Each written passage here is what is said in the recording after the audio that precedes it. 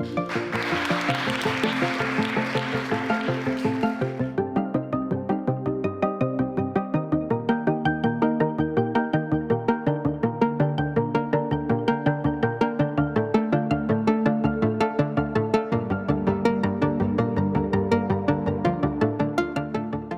Theatre Company, we're an independent professional theatre company. We're a charity, and our remit as a charity is to work within the criminal justice system and around issues of social welfare. I met Veronica, who runs Second Chance Theatre and is at the University of Cape Town. I met her in about 2018 at a training event that I was running. She invited me to go over to Cape Town to deliver some training, to work with some of the students and to speak at a conference. And so that's when the kind of connection with the organisations started. We create projects where people get to perform issue-based material. We perform to raise awareness of different topics, and we also facilitate projects as exploring the notion of change and exploring offending behaviour. And that's the kind of essence of what the whole collaboration is about, really, looking at how applied theatre in a criminal justice context in the UK translates or doesn't into a South African context. And of course, at the same time, we're doing a huge amount of learning from them and their expertise. We asked Andy Watson, who's the director of Geese Theatre, to come over to demonstrate the techniques and to work with us in Polesmoor Prison, and then at the symposium that we attached to the big performance. And then the British Council came out with this fabulous call for collaborative projects. We applied with this particular project called Unmasked, and we were granted the funds. The way I see the goal is to create community facilitators.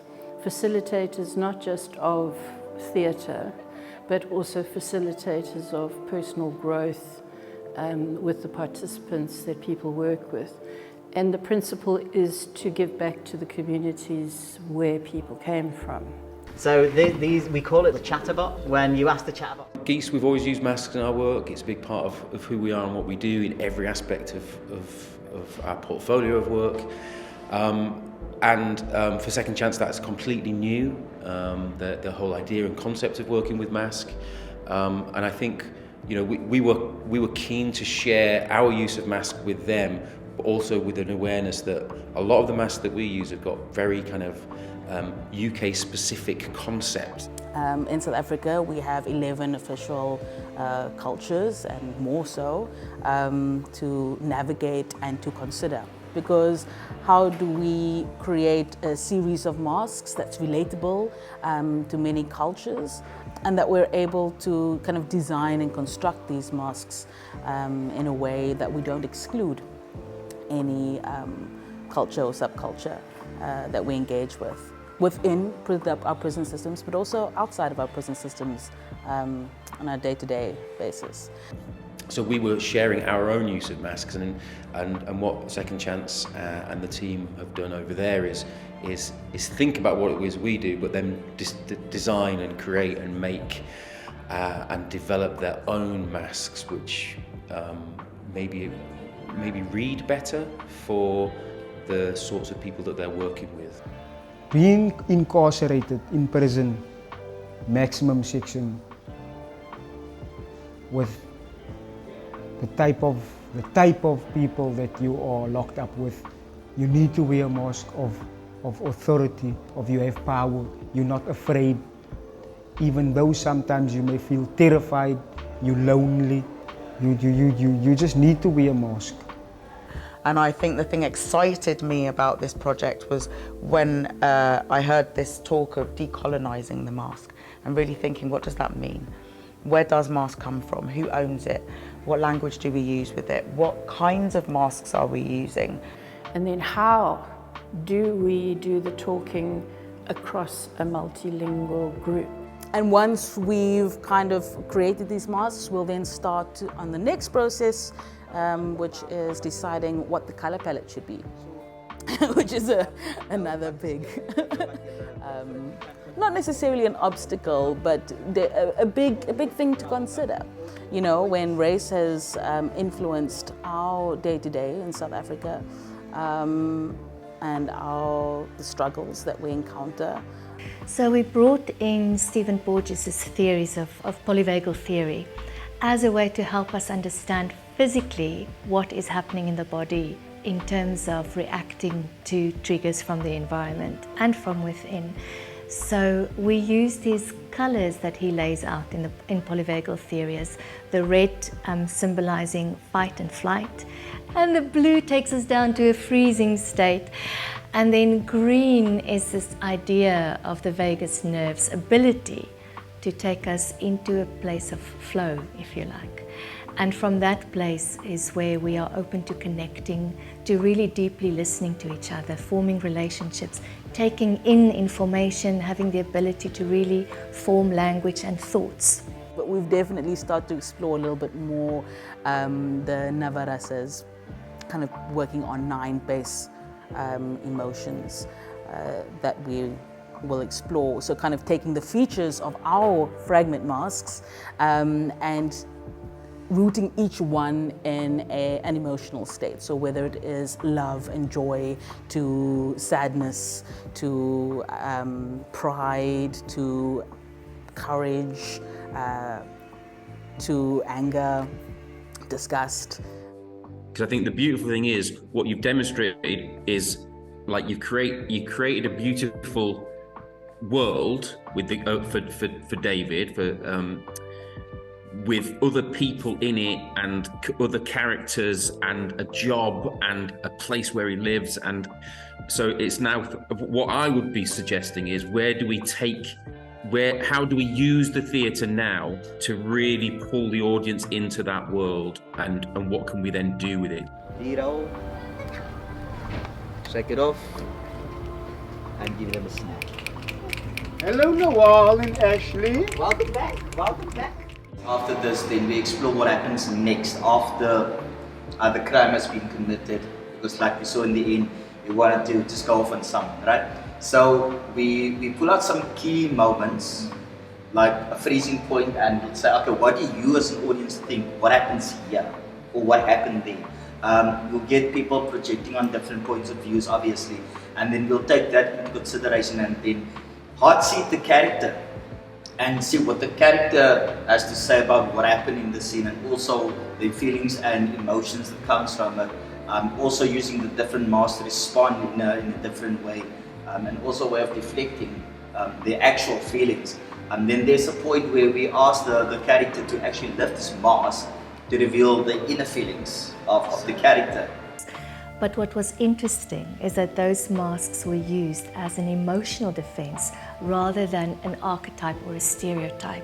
And what came from our discussions were that emotions are messy and malleable and changeable, and it's hard to place them in a mold. And so to work with these feeling states as responses gave us deep insight into what the character was hiding underneath. When you were changing the mask, Marugan, there was this young child next to me. She was also young, but she said, closer, it's beautiful. And there was the orange one, and she was like, Penny Guy Fox, the orange one. So tell me, what do you think happened with the skit? Please do. Looking at the audience, I could see there were some of the older people who wanted to say something. I could see the way they shifted on the seats, the body language told me that they. Then one of the children behind her was like, yeah, I have something to say. I think he came to the bar, and then his friends told him his girlfriend is sitting there, and then they gave him the ring, and then he went to her, and then she said no, and then, but he proposed to her, and then she slapped him, and I was like, oh, listen to this child, we never thought of it in that way. That's interesting, actually, that she saw an engagement ring going into the drink as opposed to a date rape drug. But what does that engagement ring signify? And then what does that mean between the relationship of the two people that they're watching? How does that make them feel? Well, I think that's it for now. Thank you, ladies and gentlemen, for participating with us. See ya. You can go now. Thank you. I mean, they just look phenomenal. They're amazing. We might need to do some commissioning, yo. Yeah, they're so good. There's something about the nuance and the subtlety of them which is really interesting to explore, both in terms of the performance but also in terms of what the audience reads. We talked how our masks might look quite Eurocentric, whereas yours, I feel, are coming from, although you say that in South Africa you don't have so much masks, but they're coming from the African continent, and you can see that in the shapes and in the style. So like, we clearly look at them as behaviours, and you guys have chosen to look at them as emotions. Well, my experience going to the UK and working with Geese Theatre Company was an incredible one. It was one where we were able to engage with the company, find out a little bit more about their history, about their ethos, how they operate, and more than that, to actually kind of live a week in the life of Geese Theatre, in a sense. So what really resonated with me with my trip in the UK to Geese was the fact that they use core emotions, or the idea of emotions as universal, instead of placing their work or the drama in a fixed setting. So focusing on one specific emotion when they present a piece or an activity. And I thought that was really important, because as someone without experience of being in prison or in the criminal justice system, it was important because I could then draw on my own experiences because of the emotion. Being a part of the project allowed me to go into Pulse more, and I went in, saw these women sitting there, kind of had like this guarded sense about them, maybe thinking I was going to judge them. But as we got to do the exercises, as we got to do these games that allowed them to tell their story, it kind of just lifted that mask, and I saw bubbly personalities, I saw shy women, I saw women who want to be better, and it just really opened my eyes as to what this project does. But this particular project in collaboration with Geese, and to be able to gain some of that knowledge and experience and then apply it in the South African context, because of the cultural diversity that we have and the different masks that people put on to get by in their daily lives, not only in prison but out of prison as well. Who knows what a mask is? I was actually astounded with myself, or shall I say proud, because being part of the system, still being part of the system, and going into the prison to become a facilitator, you know, yes, there were certain things that I had to take off, certain masks that I had to take off, and not show the vulnerability side of me, but show that this is possible. You can still be part of the system and still come in and make a difference and just be yourself. What stood out for me was the mere fact that identity was one of the main things, because give and take the situation that myself and the team, well, excluding Nawal, of course, have been in, when you don't have an identity, you seek it someplace else, and the things you see in on a daily basis is the things that you want to fit into, you want to be part of. And I think just getting them to discover their identity first by the means of using theatre. We got to meet with actually the head of the prison, actually got to meet with those people that are going to be making the decisions, and the fact that they were involved, that they were impressed, and that they were excited about what's going forward gave me more hope that this is something that is going to happen, and how they took that on board. And it was lovely that they were like, ex-offenders, yeah, we want that. I think sometimes you have to have a full just pull apart of some of the things that you do. And being in this creative space across the last week has made me think, okay, let's throw away our plans for a little bit, and let's be in the same creative space as you guys are to approach some of the issues that we face going into prisons, or some of the difficulties that some of the guys that we work with and scene-wise as well, because you've created scenes which are really based on topics. They are relevant topics to what is happening right now. So, on a personal level, what I'll be taking away is how beneficial it is to have people who have lived experience working with you in collaboration. For us, it's, I think, been just really useful for us to take a step back from our work, to sort of question it a little bit, because we're being asked to question it by them, and to think about the different ways in which we operate. And so working with people who come from South Africa and who are working with an incredibly diverse population within their prison context, it's making us question who attends our projects. Why do some people not attend our projects? How much control do we have over that? What influence can we have? Is there something about the way in which we deliver our work which invites or inhibits people from attending the work that we're doing? So all those big questions which this project is kind of prompting us to explore. There are so many good things that have come out of this collaboration with Geese Theatre Company. They have a great deal of experience in delivering theatre in prisons and out of prisons for that matter. And we have benefited from learning their techniques and from the exchanges, and in particular the development of the masks.